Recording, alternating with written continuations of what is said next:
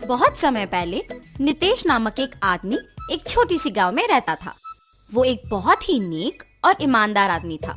वो छोटी उम्र से ही अपने पिता की तरह मटके में कुल्फियां बना के उसके बाद उन पे रंगीले बर्फ भर के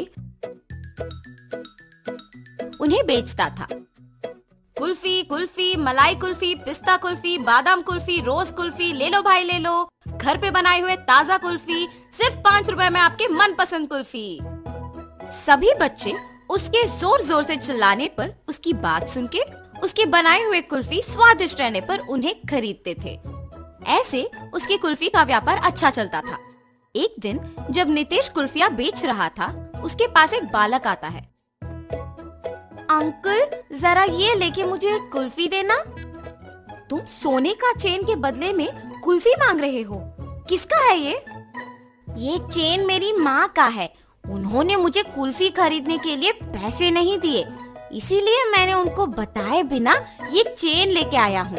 ये लेके मुझे कुल्फी दे दो। तुम्हारे माँ को बताए बिना ऐसे इतनी महंगी चेन लाना गलत है ना बेटा? ऐसे नहीं करते। ये चेन अपने माँ को वापस कर दो। मुझे तभी पैसे दो जब तुम्हारे पास है। ऐसे कह के उस बच्चे को कुल्फी देके वहाँ से चला जाता है। मगर जब वो कुल्फी खाते हुए चल रहा था, उसे एक और कुल्फी बेचने वाला दिख जाता है और वो सोचता है, अगर मैं इस अंकल को भी ऐसे ही सोने का चेन दूंगा तो वो पहले अंकल की तरह मना करके मुझे मुफ्त की कुल्फी दे देंगे और मैं 2 कुल्फियां खा सकता हूँ। ये ऐसे सोचकर उसके हाथ में रही कुल्फी को जल्दी से खत्म करके उस दूसरे आदमी के पास जाता है। अंकल अंकल, ये चेन लेके मुझे एक कुल्फी दीजिए ना। ठीक है बेटा, 1 कुल्फी क्या 2 लेके खाओ। ऐसे कह के बबलू के पास से वो चेन लेके उसे 2 कुल्फियां दे के वहाँ से चला जाता है। बबलू अपने दोनों हाथ में कुल्फियां देख खुश होके चेन के बारे में भूलकर खाते हुए वहाँ से घर चला जाता है।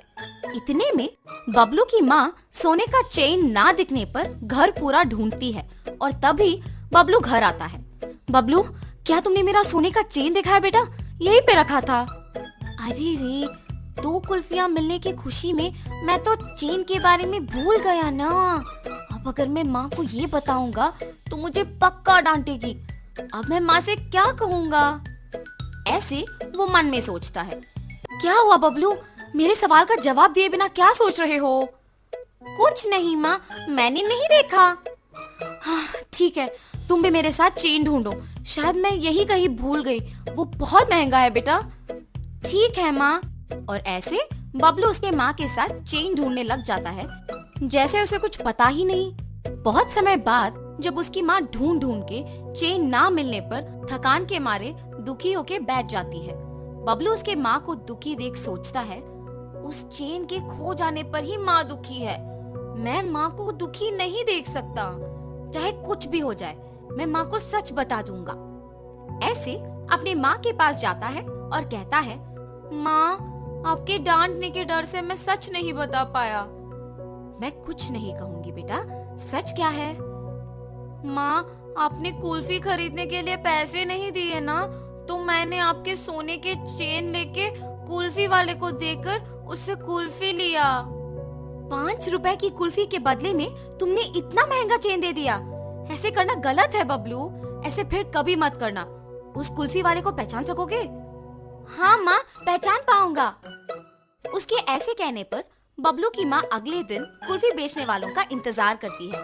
ऐसे दोपहर के समय में नितेश जब उस तरफ आता है तो बबलू की माँ उसके पास जाके कहती है, क्या तुम कल भी यहाँ आके कुल्फी बेचे? जी हाँ। आप ऐसे क्यों पूछ रहे हो? बच्चा अगर भोलेपन में आके तुम्हें एक महंगी चेन के बदले में कुल्फी मांगेगा तो ले लोगे क्या? हाँ, ये आप क्या कह रहे हो? मुझे कुछ नहीं समझ आ रहा। तुम कुछ मत कहो। मेरी ही बेटी की गलती है, इसीलिए मैं कुछ नहीं कह रही हूँ। बस मुझे मेरा चेन दे दो और मैं चली जाऊंगी।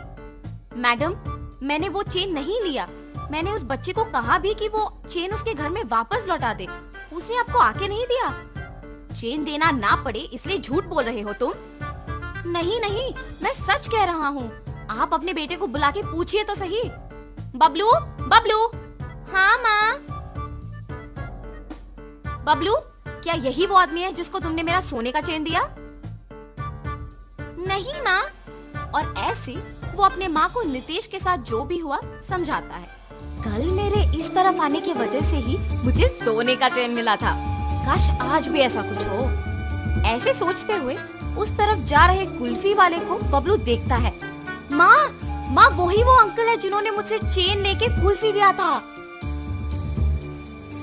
कल तुमने मेरे बेटे को कुल्फी देके चेन दिया था ना, वापस कर दोगे कि सबको बुलाऊं? अब ये बच्चा इतना जोर से कह रहा है कि मैंने ही लिया है तो मुझे लौटाना ही पड़ेगा, वरना उसकी माँ सबको बुलाएगी।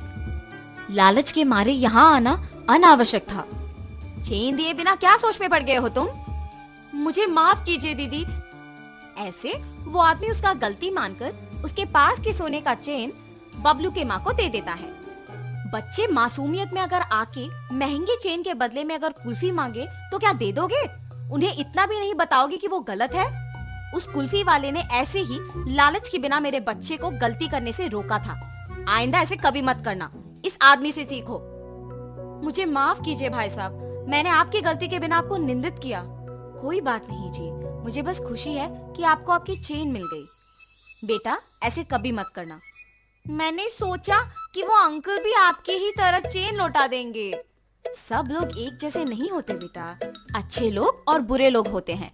इसीलिए घर में अपने माँ बाप को बताए बिना कुछ नहीं करना चाहिए। आगे से ऐसे नहीं करूँगा अंकल। ऐसे कहकर खुशी से अपने माँ के साथ वहाँ से चला जाता है।